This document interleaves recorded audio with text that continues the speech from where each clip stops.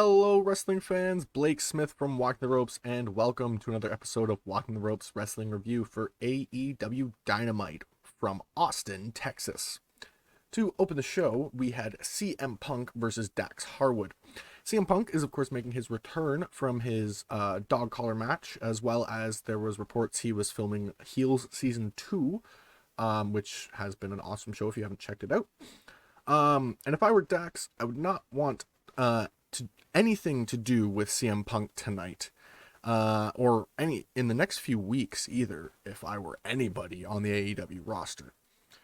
Cash Wheeler walks out with Dax, but then he goes back to the backstage area, I guess. This is kind of important because of what happens later. We then get at Punk. He comes out, he looks ready to start yet another winning streak, and maybe try and find himself in the world title picture once again. These two show off their technical sides as they jostle for position, and they decide that won't get them really anywhere. Wrestling's not going to do it. And so they just switch to hard-hitting offense. So far, I didn't expect this type of match to go this way. Dax being more of the tag team performer, he did amazing against Punk, taking him to the limit. Cash comes out eventually to check on Dax, which is interesting because we had the Gun Club jawing at Dax, and so then Cash came out, but we didn't have anybody come out for Punk. Not that really anybody got involved, really. He does come out, he more just checks on his partner and doesn't really get involved.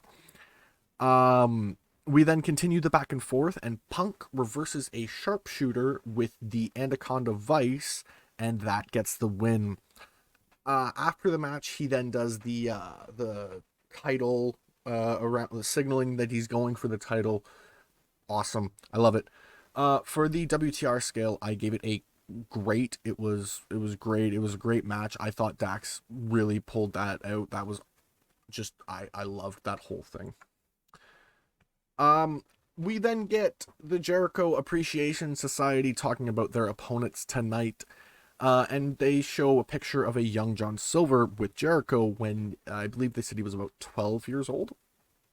Jericho says that after getting to meet his idol, John will finally get to face Jericho, and he's going to take him to school tonight. Garcia says that they will show what they do, and they will future endeavor the Dark Order there, just like they did Santana, Ortiz, and Kingston, because that's entertainment. From a WTR scale, I gave this a good. It did exactly what I thought it would be for the, I believe this is the main event. It was just perfect build, really keeps the Jericho Appreciation Society hated, and it was really good. We then get Sting, Darby Allin, and the Hardys versus Private Party, the Butcher, and the Blade. This will be a great match. I don't think this will be the last in this feud, as we don't have Andrade in this match, and keep in mind this is an 8-man tornado tag, so there's not going to be a lot in the ring.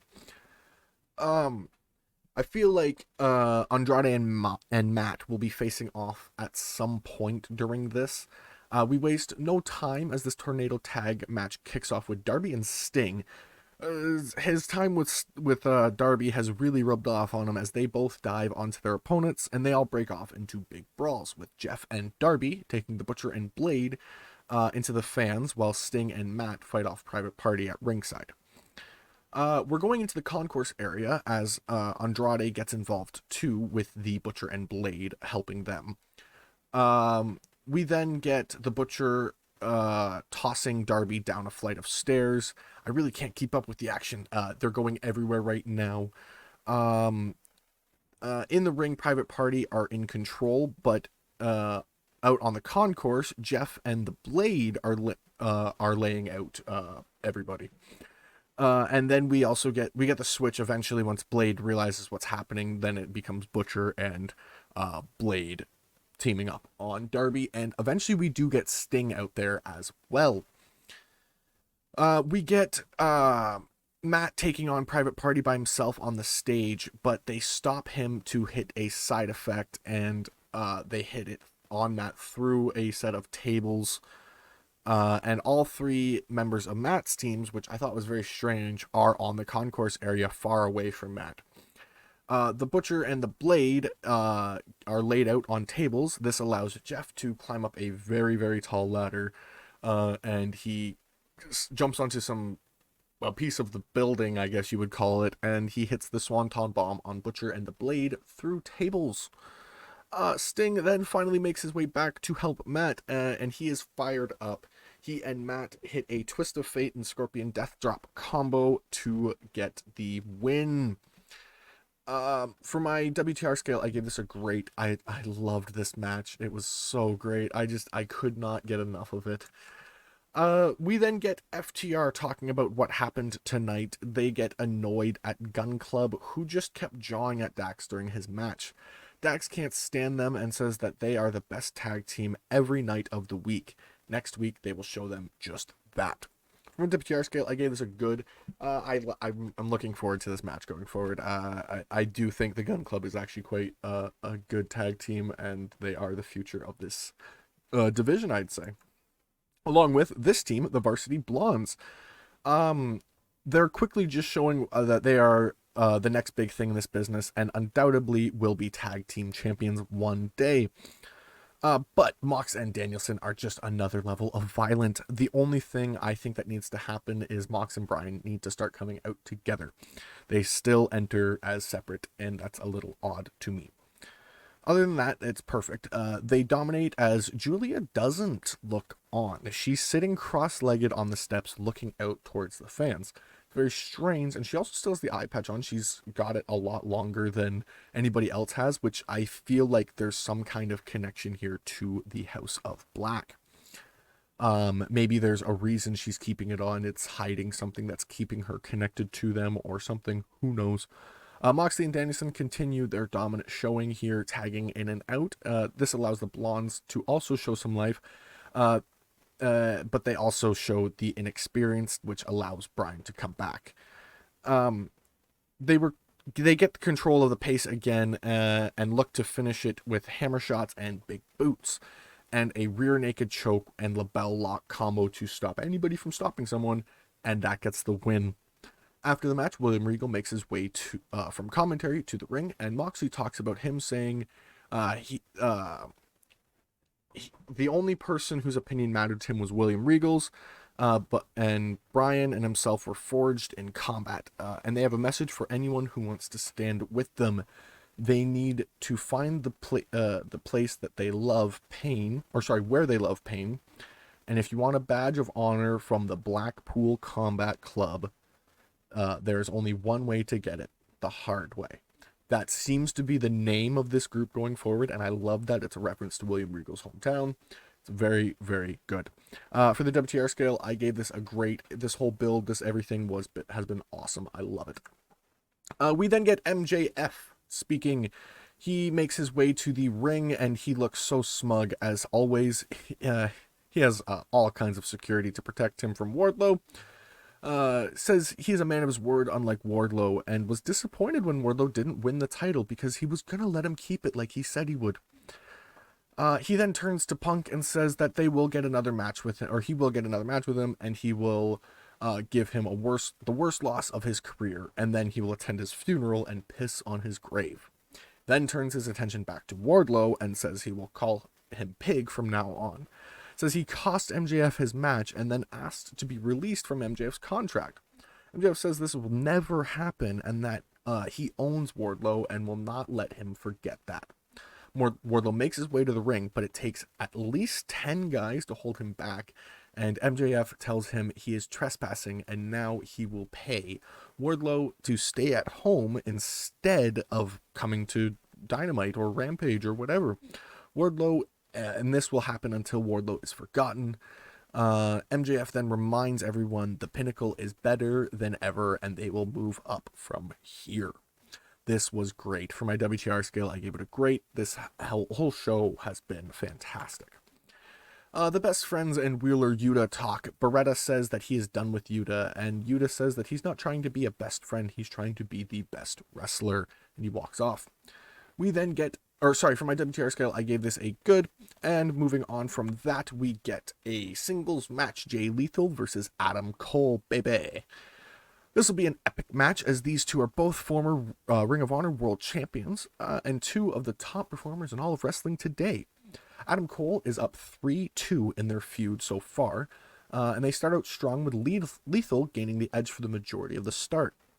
Lethal hits multiple dives to the outside, and this brings Red Dragon to the stage and allows Cole to gain the edge and toss Jay into the steps.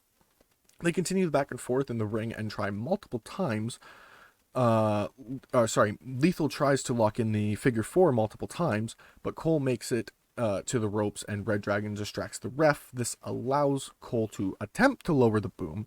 Lethal stops him and goes for lethal injection, and Cole hits a super kick followed by Panama Sunrise for a near fall.